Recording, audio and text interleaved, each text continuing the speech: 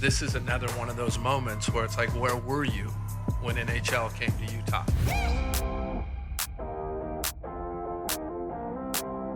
You're listening to the UTalk Hockey Podcast with your hosts Champ and Denz. What is up, UTalk Hockey Nation? Oh, it's a little warm in here tonight, actually. No, dude, we're at the rink. It's chilly. It's chilly. Actually, we've made this comment about we went to a Vegas Golden Knights game with our wives. Before Utah Hockey Club was invented. I mean, they were Arizona Coyotes then.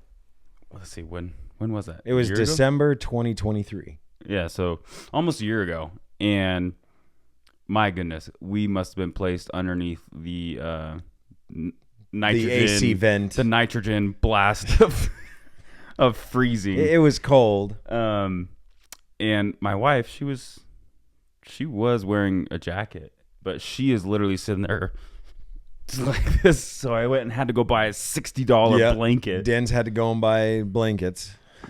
Anyways, it was not that case at the Delta Center. No, it was actually hot at the game. Maybe because we were so high. No, heat rises, you know. Maybe. I mean, we were high at Vegas. Anyways, not that way. Easy. Anyways, what happens in Vegas stays in Vegas. Yeah, we don't bring it up on the show. Anyways, what was I trying to share? Just that it's warm in here.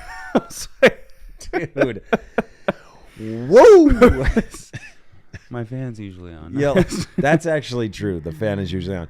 But I will say that tonight in this episode, I have been getting over a little bit of a cough. So my voice is a little lower, and I sound a little bit more congested, like his unfortunately. voiceover voice.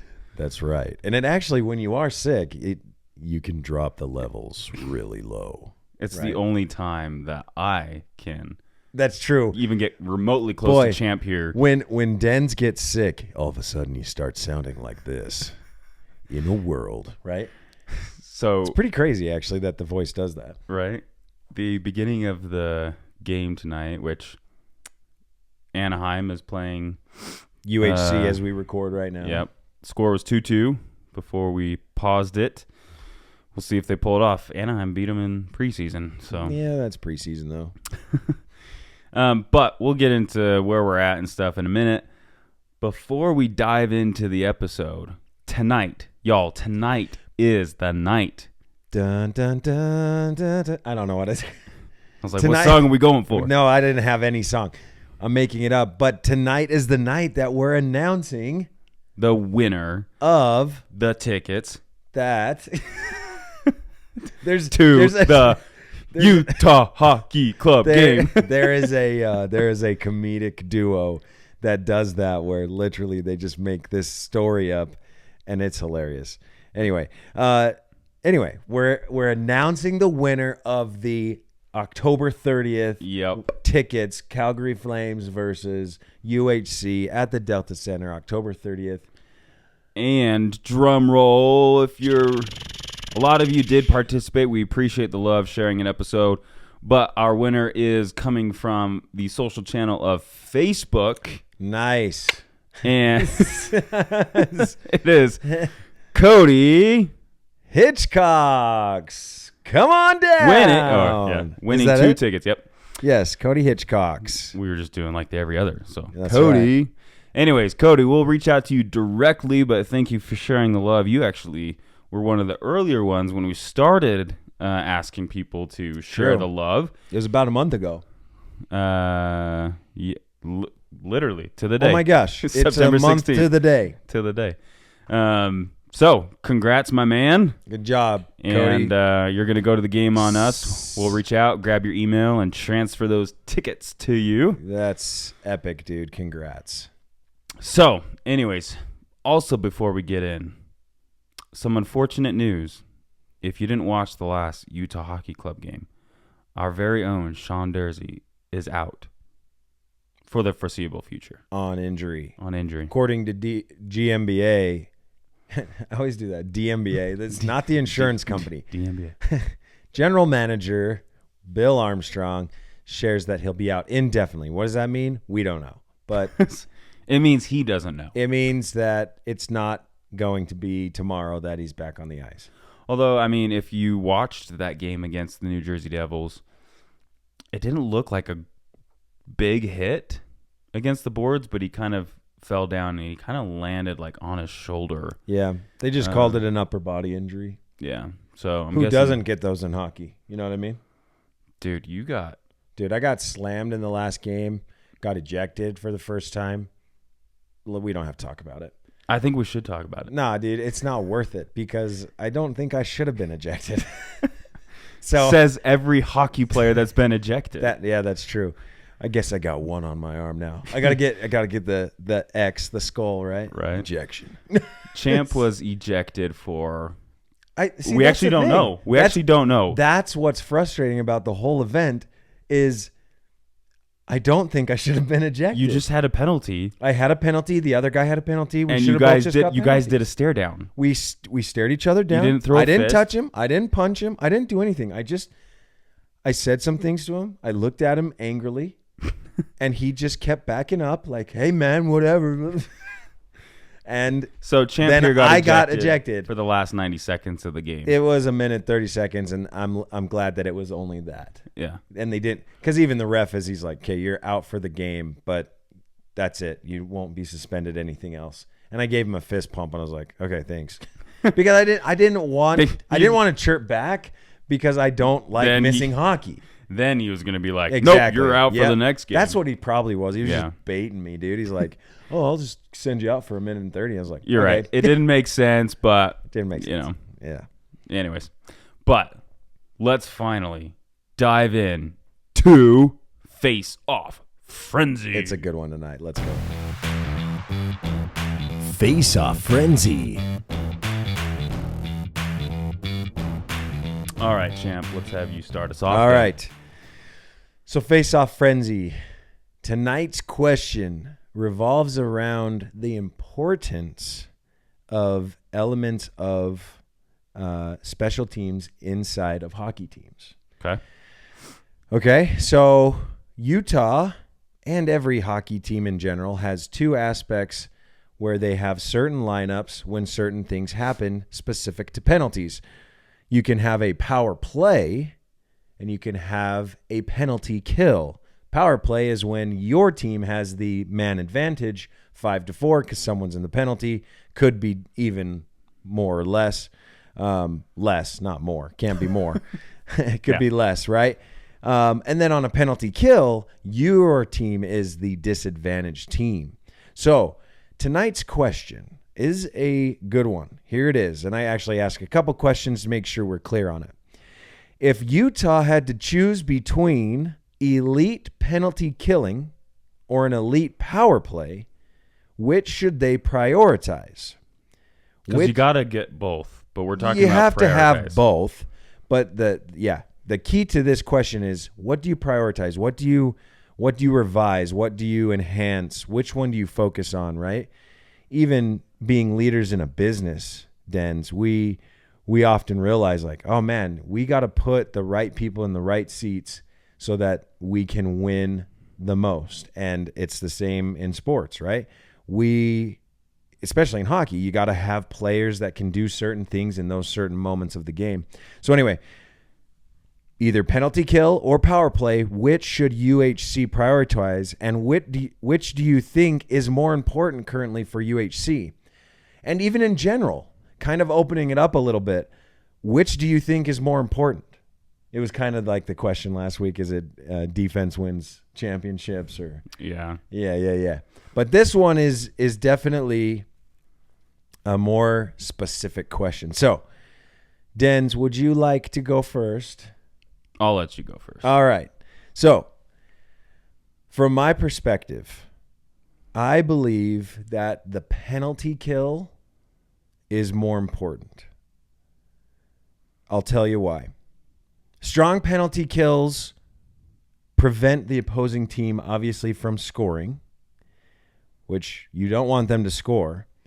When you're down a player, I think that's so so important to realize in this entire debate, Denz, as you start thinking about which one you're going to choose, the fact that you're down a player and you have the ability with a penalty kill unit to not allow a 5-on-4 to score, right?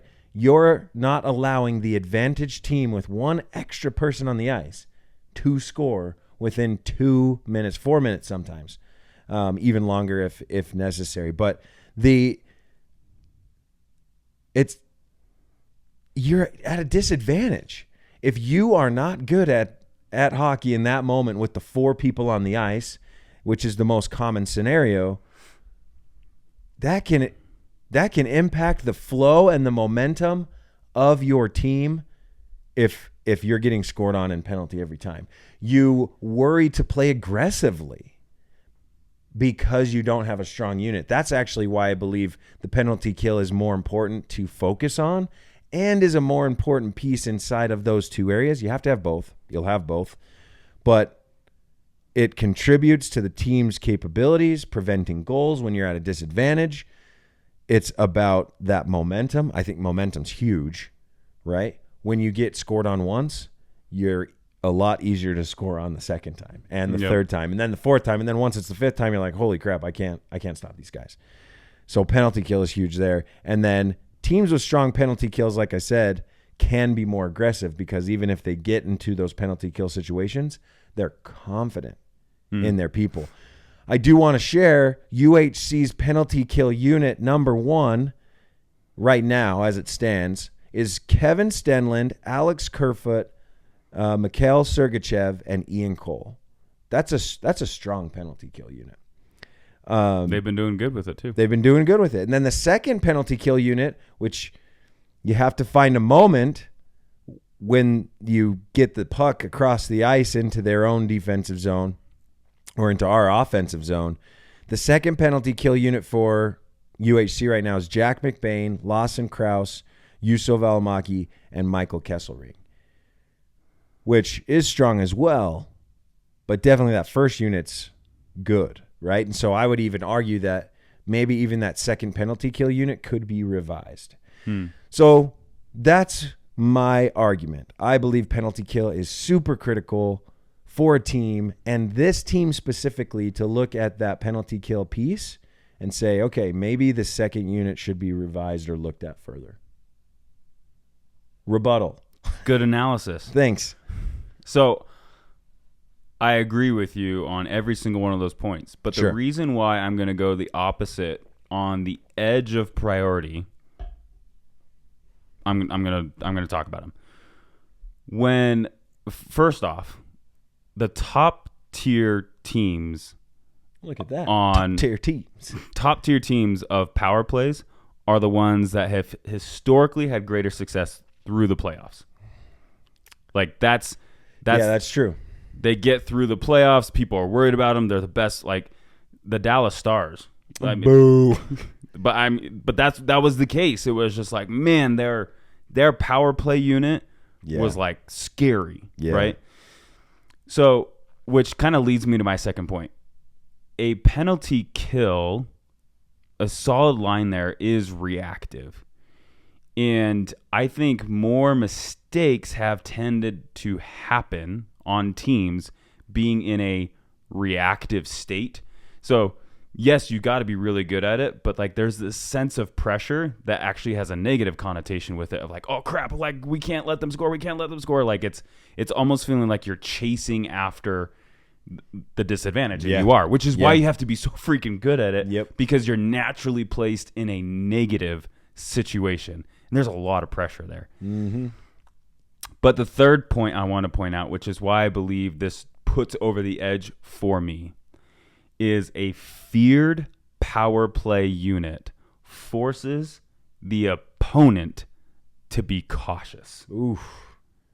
Now, when I bring that up because if they're going to reduce it's twofold. They don't want to put them on the advantage. So they're going to be very cautious about their hits. They're going to be very cautious about teaming up on someone.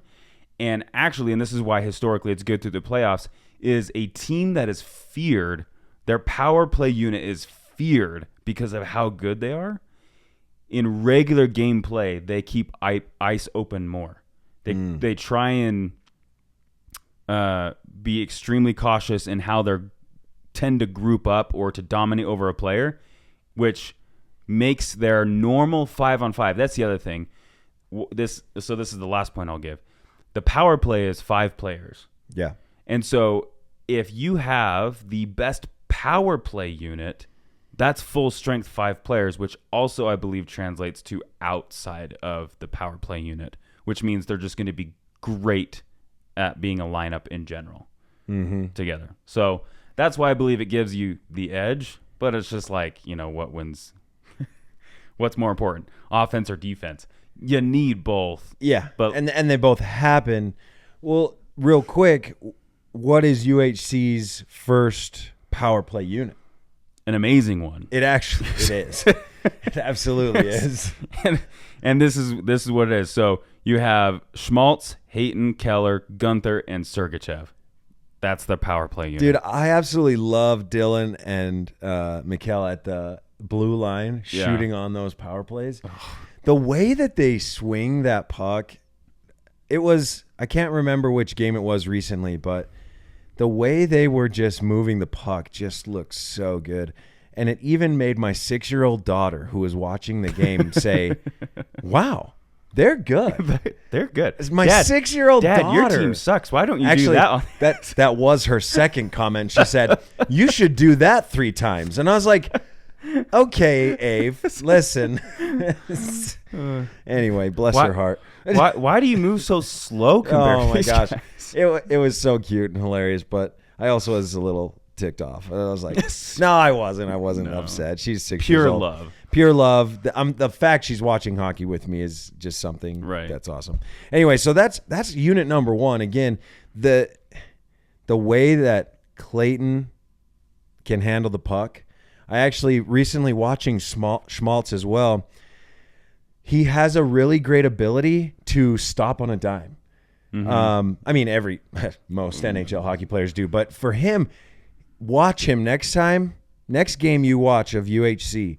Watch how Schmaltz just like he makes his defender dance all the time. Because he's constantly just, going this way. He holds on to it long enough to make the best pass possible. And that's what I love about Schmaltz being on power play number 1. Power play number 2, though. But saying that made me thought power play number 2. So you have Krause, Cooley, Doan, Valimaki, and Michelli.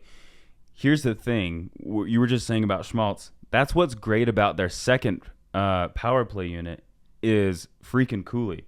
Did you know he was a dancer?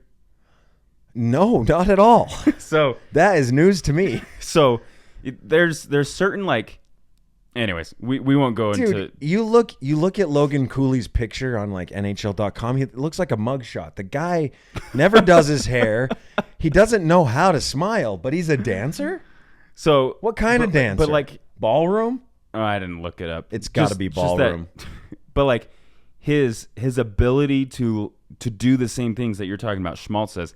He can find the smallest windows and weave through, and he hasn't had much goals in the first few games, which is fine. But he's had some amazing, absolutely incredible opportunities. The way he's able to find open ice and move around players and spin, the dance. I mean, again, he's doing. Perriers, is that what it's called? I don't know. On ice, you're spinning on ice.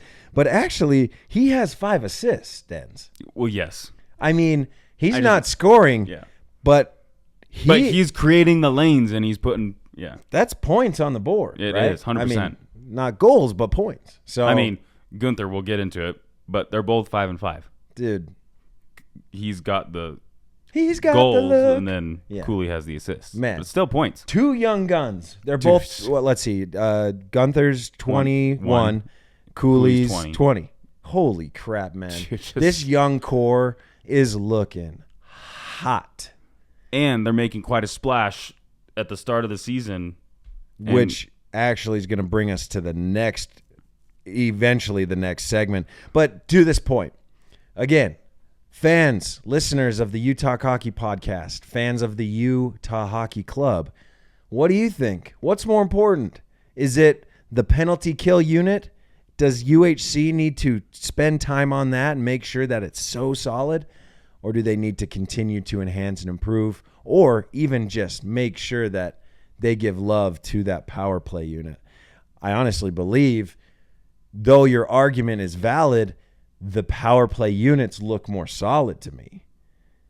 And therefore, which probably shows that that's where they're putting their investment, knowing it's going to deliver better. True. So I agree. I think they put it more into the power play right now.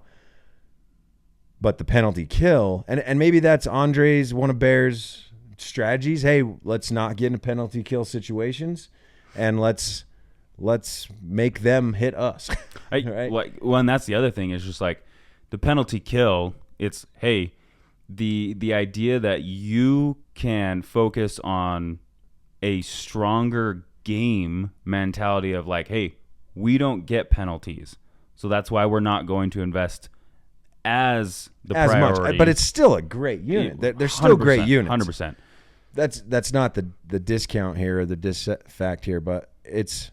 But I mean, you can easily win games by capitalizing on every power play moment you get in a game. You know what's crazy though, or what's exciting about where they're at now versus where they were a year ago? They didn't have Sergachev. Right. They didn't have Cole. Right? These guys came into this team this offseason from that draft, awesome draft that Bill Armstrong and Ryan Smith put together. And so being like, they did invest in the penalty kill unit.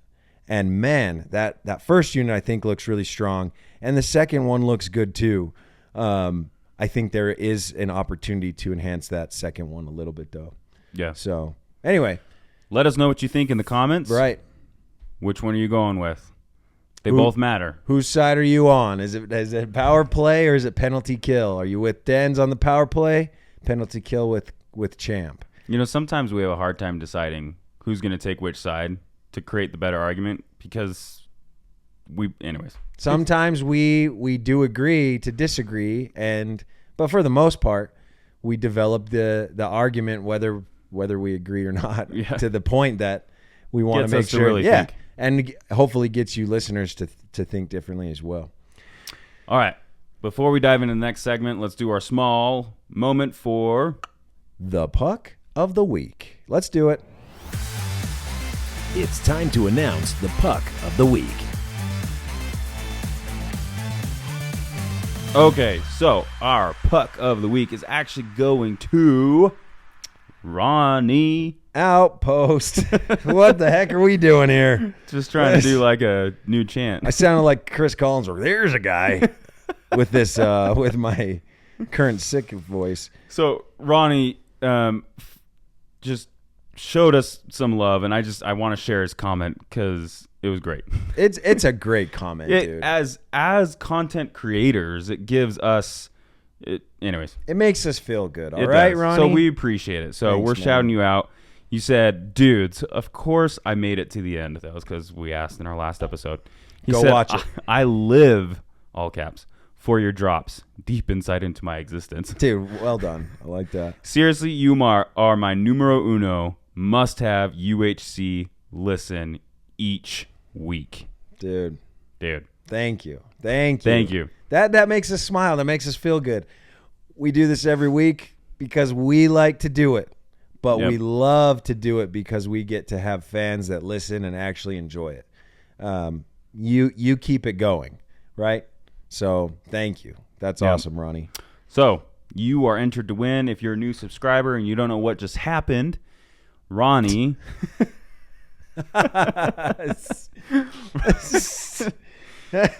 He's going to tell you how to do it. He was entered to win. So we highlight someone who's just sharing some love on social each week. And that enters you to win one of the some odd 30-ish episodes that we'll do throughout the season. At the end of the season, we're picking one of these nominations that we've chosen each week, and we're going to send them to one of the final home games of UHC on us. Oh, yeah. So no, it's on ice. No, on ice. Right. Sorry. So all you have to do is share some love online, call us out on an episode, share the whole channel, whatever it is. Engage, share your thoughts and feedback. Show on an that episode. love like Ronnie Outpost. Yep. That's all you got to do. And you might even be selected multiple times. It's true. Throughout Some the season, people have been added more than once to the running. So yep. Roulette odds. So if you've already posted before, keep posting again. So Post, comment, tell us what you think in a positive way. If you have a negative one, you're just going to be chirped. So however you want to do it, it's up to you. Remember that one clown that chirped at us? He's like, he said, not worth it, blocking or something like that. Right. It was like, what? And you shared it. You're like, why even listen to it then? Why did you? It was just like, I don't like hockey blocking. And I was like, yeah. You took the time out of your day just to share that you didn't want to take care of it. Maybe he's trying to clean up his feed. And if he, maybe, I don't know. I don't know. No, that was a weird one. But we're going to swap out chirping with Champ tonight And with... We're bringing it back, baby. Let's go. Don't be surprised if... Let's go.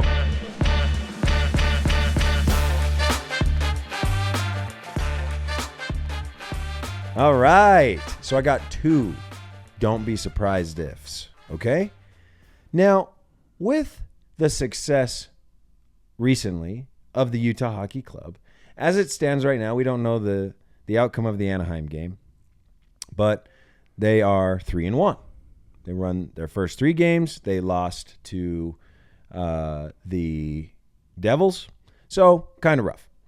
But Real quick. what? It's 3-2 at the start of the third. Oh, nice. Oh, but not us. Not us. Oh, not nice. Sorry. You got to clarify Sorry, I meant- who's winning. That's 2-3. Thank Anaheim you. Ducks are Thank you. Jeez. Okay. So first, don't be surprised if, right, that there's a lot of excitement around the team. Huge inaugural game, right, against the Blackhawks. That's the only home game they've played. And with just that one game, Denz, don't be surprised if the Utah Hockey Club becomes one of the toughest teams to beat at home in the Delta Center. Let's go. I like it. Man, after that one single event, that place was the loudest I've ever heard it in my life. And I've been to multiple events at that place. Yeah. Now, you play hockey as a Utah Hockey Club. You play hockey in front of a freaking hockey-hungry fan base. They had the Grizzlies. We have the Grizzlies, right? They had the Eagles. No longer. Sorry, Adam. But, man, NHL is in Utah, and Utah shows up. And we've been talking about it for the last 6 months, but the energy in that building is going to be loud every single time. I don't be surprised if that is the case. They become the hardest team to beat on their own ice. And it's because we even talked about it in previous episodes. I can't remember which one it was, but we talked about would they have won the first game Right. Our last face-off without frenzy. the energy that was there, right? And there was an argument there. Go back and check it out. That was one of the face-off frenzies recently. But absolutely, I believe that energy fueled the team. They fed off the crowd, the passion, the towels in the air, the lights, the lasers, the intros, the fog, voice, the the horn. music. Yeah. Even though the horn wasn't as loud as people wanted it, people were chirping about that. But don't be surprised if Utah becomes one of the hardest places to play at. Wasn't it Cooley that said the horn was loud? It's just the fans were louder. Oh, I hope that's what he said, and we should find that quote Fact so that check. anybody who was chirped at or chirping can be chirped back. I agree. wanna say I think it yeah. was just too loud. Well, even the people that were sitting behind us, when we would hit the post, or they wouldn't matter, you couldn't hear it. Yeah. The crowd was going so nuts and loud, and I don't know if it's something about the pitch of the Delta Center, but you couldn't hear the ding. Dude, and I had that thought too. Yes, right now, the Delta Center's not designed for hockey. But the way it's designed, it's like a freaking Coliseum. Yeah. Like, think of, Steep. you know that scene in Star Wars when they're having the council and it's just a bunch of floating platforms, but it's super high and super narrow? Yeah. That's what it feels like. You could see the players on the other team, the Chicago Blackhawks, looking up and up, just like they're on holy top of crap, us. They are on top of us. That's intimidation. It was. And when they get loud, dude, that place shook. Yeah. I'm telling you, don't be surprised if people start to say that it is so hard to win in Hockey Bear came Utah. out with a drill and was like re-drilling the roof down. I'm kidding. For a second, I was like, really? But now I realize that's not real. Don't be surprised if now Hockey Bear is screwing the roof in mid-season. It's been too loud in here. It's been blowing the roof off. Hey, what do you think of that? Utah Hockey Bear. I mean, I don't like it. I think it's a good filler. It's a filler. You know, I'm not upset about it. I think it plays into what the culture is of Utah. Everybody loves the Jazz Bear. Why not put a jersey on him and just call him the Hockey Bear? Sure. Right? For we should season just, one. He should just have a name. I think he has a name. Or I thought it was Jazz Bear. Is it just Jazz Bear? Or is it Jasmine? Jazzman. Sorry. Not Jasmine. I've only ever heard. Someone fact check us. We had the thought of bringing a third face on the show so that they can constantly fact check us, because like apparently on Joe Rogan or something. Yeah. Like hey, Jamie, give me that thing. Give me that stat.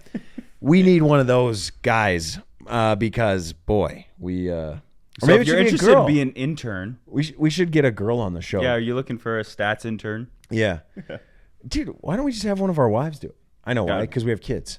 They wouldn't do it. They're passionate. Hey, Allison from the hockey team. Yeah, Allison, are you watching? You a fact checker? You want to check it? Just to get some diversity on this show here. But anyway, that's the first. Don't be surprised. The hardest place to play in Utah. I like it. Let's make it happen. Ryan Smith talks about making it happen every time he's on an interview. I know. Speaking of Ryan Smith, that brings me up to my second. Don't be surprised if. You know what? Don't be surprised if I bring up Ryan Smith in an episode. All right? He's the white knight of sports in Utah. All right. Here's my second. Don't be surprised. Denz, are you aware? I'm sure you're aware. I know you're aware. Don't even worry about it. Okay. The Winter Classic is an outdoor game that happens once a year at an outdoor sporting venue. Yeah, typically in January. This one coming up actually is right at the end of December. Oh. So even though it's the 2025 Winter Classic, it's being played in 2024. Last year was in Seattle? No. Vegas. T-Mobile. What was it? T-Mobile's not an outside arena. No, but wherever it was outside. I thought it was Seattle. Or was it? See? We need one of those fact checkers. Pretty sure it was Seattle. Just Google it. Where was the last Winter Classic? I thought it was at the anyway, it's not, we don't have to worry about it. Raiders Stadium? No, that's not outside either. Oh, good point. I know it was the Vegas Golden Knights versus the Kraken. So Seattle would make sense. Or Vegas would make sense. How could they get it from not cold melting enough in Vegas? Dude, I don't know. The next one coming up though is the St. Louis Blues at Chicago Blackhawks at Wrigley Field. That's so cool. Here's a fun fact for you about this before I actually get into the don't be surprised. Is the Chicago Blackhawks have hosted it 4 times since 2008 when it started, and they've lost every one. They're 0-4. Yikes. Sorry, Blackhawks. We've really been doing a number on you guys. I know it's not just anyway, one game. You guys are just losing. That's it. But anyway, here's the don't be surprised. I was like, what was the don't be surprised? I got to get there. I'm getting there. Don't be surprised, Denz, if Ryan Smith pushes for a Winter Classic bid in Utah. Oh, 100%. Recently, we just bid for the Winter Olympics. And guess what, Utah? We got it. 2034 Winter Olympics is coming. About that, Ryan Smith dropped the news that Delta Center is going to be one of the venues, which wasn't in the original proposal. Right. And so people are like, hold on. Like, so that means what events are moving? And I saw this, that like people were just like, what? So you like Provo Peaks, who renamed the road in front of the Peaks Ice Arena to Olympian Boulevard or whatever, spraying 2034 everywhere. What they already have. They have. They're not going to be able to do it now because Ryan Smith just wants it at the Delta Center. I was like, yeah, it can be a practice facility again, which is the point, right? We need more ice. That's here's the thing. Well, yes, but here's the thing. It is interesting that actual events were held at Peaks Ice Arena because it is tiny. Like it's small.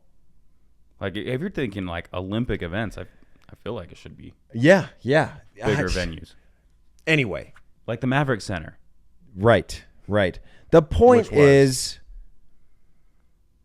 don't be surprised if Ryan Smith get back to this. Yeah, if Ryan Smith doesn't try to get the Winter Classic sooner than later to Utah. Now, here's a bonus. Don't be surprised, Denz, okay? Where would it be played? Think about it for a second. Who is Ryan Smith? What is he like? Where did he go to school? BYU. Provo. Exactly. Don't be surprised if we get Lavell the Winter Stadium. Classic in Utah that it's played at Lavell Edwards, which houses just over, I believe, 64,000 people. I mean, it is. If you're trying to pack the house for that type of event, Lavell Edwards Stadium would be the most ideal choice. Tonight, I am going... Not because Cougars. I'm just saying the amount of people you can pack in that stadium. I am going to find a picture of snow-capped mountains, Lavell Edwards Stadium with the lights on, full of fans, and I'm going to Photoshop a slab of ice in the middle. Just ask AI to do it. You're right. I'm going to have AI do it. Here, do it. Send me the picture. I'll drop it in the episode. I bet they won't do it as good as I will. But AI's taking jobs, man. No. But anyway, wouldn't that be dope? All of the Ute fans listening just logged off. I said don't make it about Utah or BYU. Just the fact that the Lavell Edwards Stadium is such a massive stadium. Yeah, but Rice Eccles is good too. It is. But we're talking about Ryan Smith, who, while the white knight of sports, is also a person that is labeled as someone greedy and wealthy and trying to do everything to get all of his more billions. If you can sell an extra 20,000 tickets. Yeah. You know what, though? Someone chirped recently about that and said, why am I paying for or like the lower bowl for a Utah Hockey Club game? It was like $500 or $600 for a ticket, lower like bowl per ticket. Yeah. And he said, I paid $900 for row 4 at a Stanley Cup event. And I was like, row 4, $900? And he's chirping that, why are tickets just a so regular season expensive? Game. Demand. And that's what... And it will be that way until demand dies off. That's exactly what I was thinking. I said, right now, UHC is hot. People want it. Yep. It's demand. It sucks, but people are going to pay it. Why? Because they want to be a part of history. Yeah. Sorry, guy. That's just the way... That was partially product the in reason demand. why I was so adamant about getting season tickets, because I wanted to go to several games, just at least. And I was like, I'm going to spend $500, $600, $700 for you and I to go to a single game if we do not get season tickets. That came out to what, $79 a ticket, right, for the whole season. Anyways, yeah. What were we getting at? Winter Classic. Winter Classic. Going to be at Lavell Edwards Stadium in the heart of Provo, Utah. I don't know. They might try and keep it in Salt Lake. I don't know. I'm trying to find. It's not a thing. I'm acting like they might try and do it. That'd be great. Where was the Winter Classic played last 2024 year? In 2024. T-Mobile Park. See, I was right. That's why we need a fact checker. There you go. Seattle Kraken. Yeah. Oh, timeout. T-Mobile Arena is where the Vegas Golden Knights play. Oh, yeah. T-Mobile Park is in Seattle. T-Mobile Park is in Seattle. See, I didn't have my facts wrong, but I thought T-Mobile Park was part of Vegas. Yeah. Cheese and rice. That's great. That's funny. Oh, my gosh. See, we need a fact checker on this show. Or we just fact check our own selves and not worry about, like... There is one follower of ours that Trenton, after every episode, will literally... We love you, man. We love you. And we There's appreciate... no but. I feel like there's a but I didn't coming. say a but. We love you. Thanks for the feedback. I love it. He sends... Maybe you want to... Maybe you should be the fact checker. Trenton, if you live... Here's the thing. Live? This is really fun. This is really funny. So, our last episode... We had a lot of things wrong. Hey, we're human. Why do pencils have erasers? To erase things that we get wrong. But my favorite was our whole debacle about the four corners. Oh, my gosh. Even going back through after the episode, we were like, what?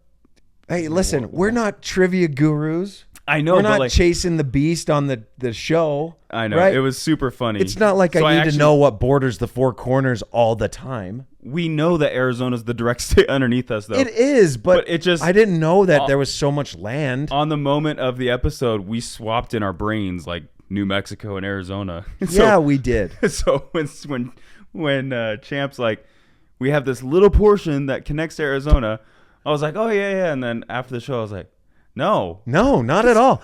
It's only small because that's the only part we drive through when we're heading to California.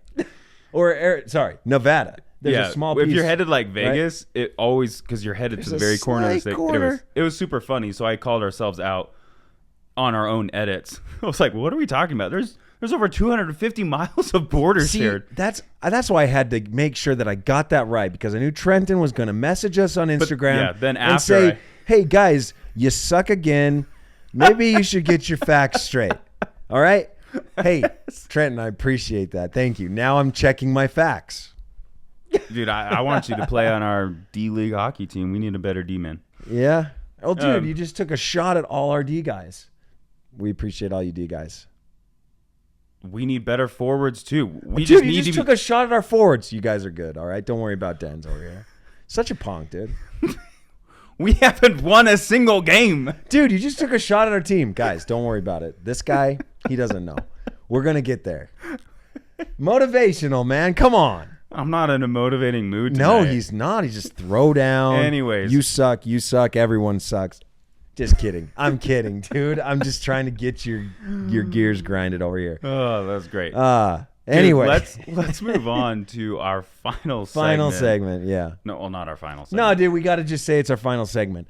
And after the final segment, we will do always our rapid fire roundup. But let's do it. Dishing with Den. Here we go. Do it. Dishing with Denz. All right. So tonight, we have to highlight the one, the only Dylan Guenther. Oh, jeez. You Sorry. okay?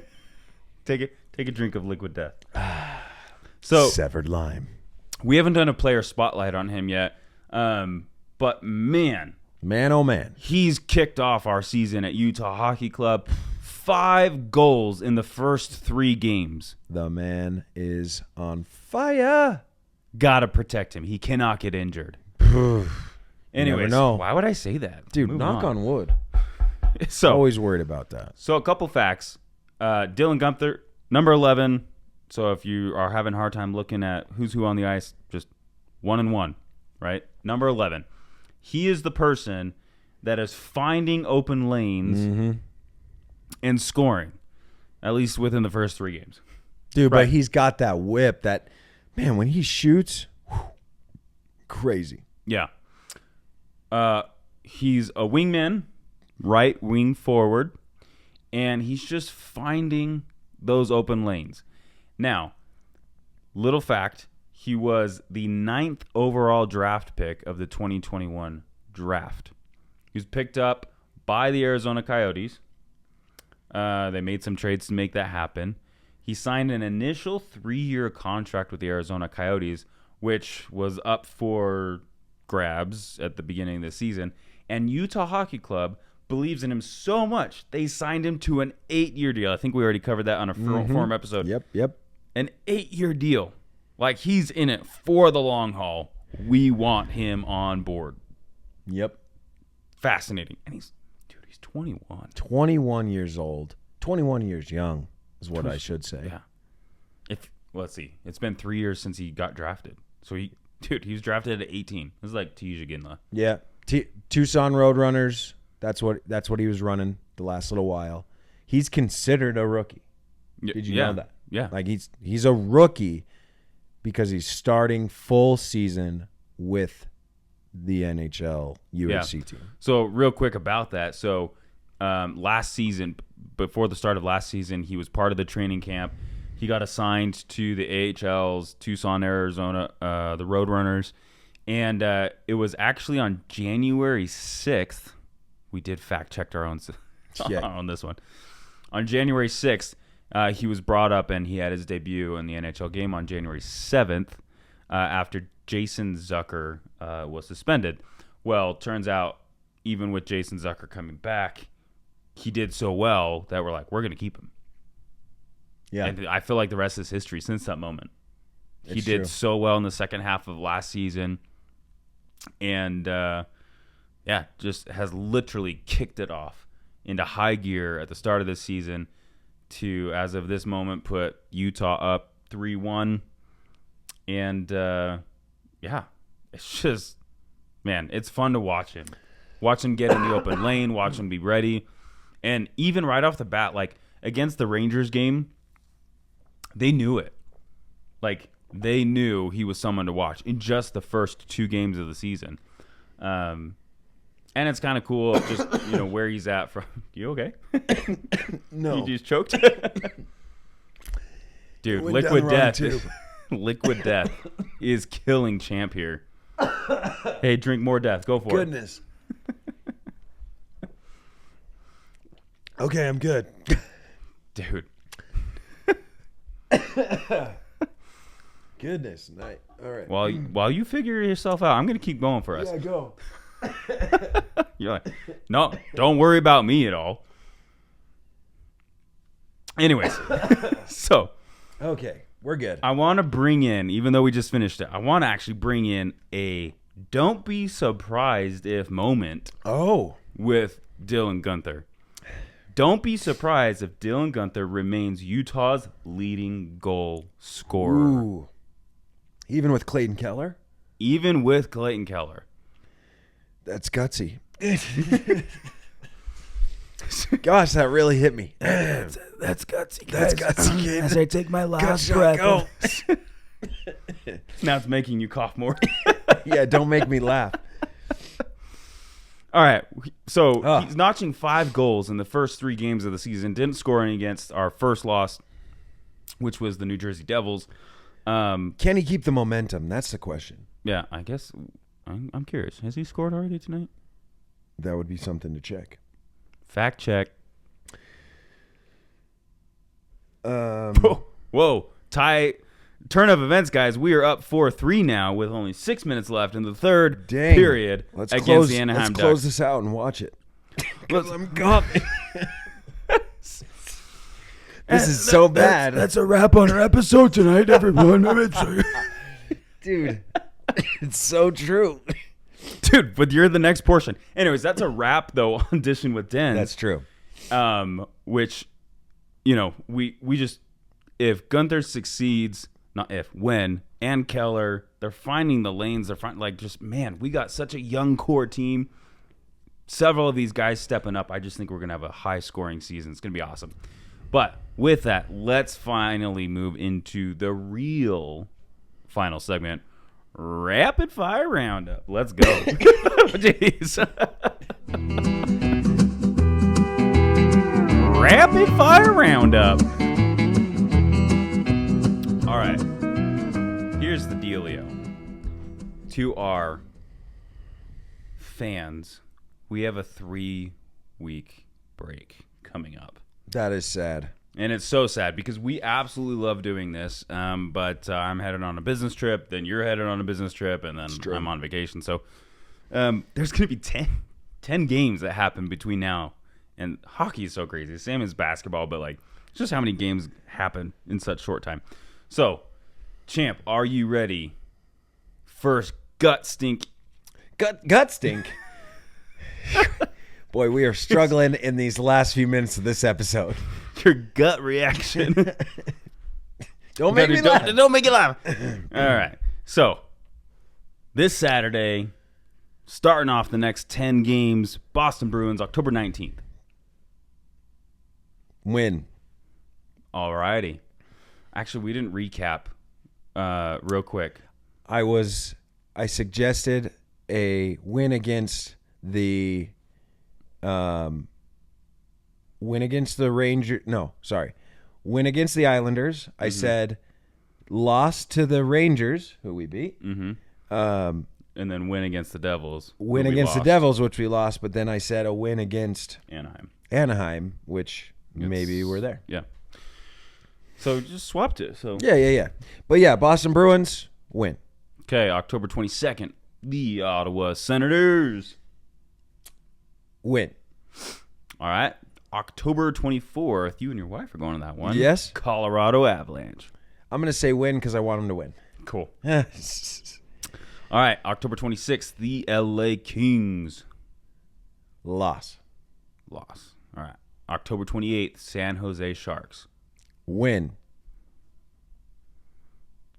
October 30th, Calgary Flames. That's who Corey, I already forgot the name. Who we're sending. Hitchcocks. Yeah. Calgary Flames. Loss. Oh, sorry, Corey. First home loss. Sorry. All right. November 2nd, Vegas. Loss. November 5th, Winnipeg Jets. Win. All right. November 7th, St. Louis Blues. Win. And November 9th, Nashville Predators. Loss. Aren't they the worst right now? Well, I mean, how many games have we played? I know. Yes.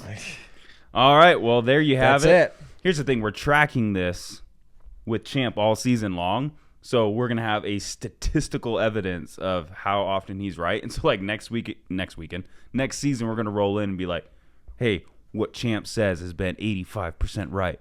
That's actually a great idea. Let's keep track of it. We are. We'll have Denz keep track of it. It's in each of these episodes. Anyways, that is a wrap on tonight's episode. We'll let Champ get more water. Sorry for the cough attack earlier. Thank you for still listening. And that is a wrap. Thank you for watching. If you are watching and have not subscribed, do us a favor and hit that subscribe button so you don't miss whenever we post anything, not even just new episodes. Thank you. That's a wrap for the third time that I've said that. Let's go. We'll see you. See you later.